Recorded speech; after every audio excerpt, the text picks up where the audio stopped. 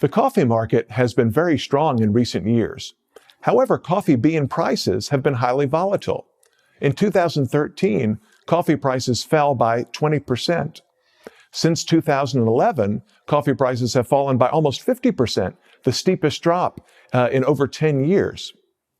Coffee, in fact, is one of the world's most heavily traded commodities, second only to oil in trading volume. Why are coffee prices so volatile?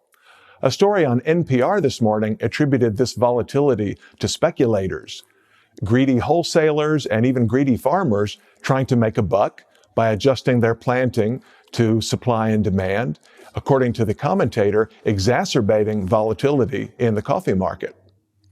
Actually, speculation has the opposite effect. Speculation tends to decrease volatility. If coffee farmers anticipate that future coffee prices will be high, they begin to expand their output now so that future demand can be met without a strong increase in prices.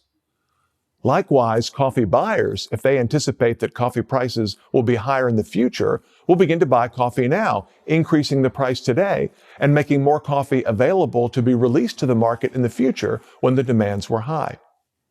In general, speculation is good for the market. Middlemen, far from being parasites who make profit at the expense of the rest of us, help to ensure the smooth flowing of markets. And that's true whether the markets be commodity markets, financial markets, or other markets. However, one of the things that the NPR reporter failed to note is that the reason that coffee prices have fallen so much in the last couple of years is because of a large increase in supply, not a response to natural market conditions, not an attempt to equilibrate supply and demand in the market, but rather a response to government incentives. Coffee, like other agricultural commodities, is heavily subsidized in most governments. The largest single exporter of coffee today is Brazil, which gives very strong subsidies to domestic producers. Part of the rationale for this is a view that markets for agricultural commodities are somehow different from other markets, and that yes, maybe free markets can produce shoes or automobiles or microcomputers, but that food production is different, and that the government needs to intervene to assure a safe supply of food, a secure supply of food, and so on. This is the rationale behind farm policy in almost every developed country and many developing countries as well, where agricultural production is heavily subsidized and regulated by the state. Now, it's true that producing coffee, producing any agricultural commodity, is not easy. It's very difficult. There are a lot of uncertainties associated with the weather, associated with disease, associated with fluctuations in global markets that are often beyond the coffee producer's control.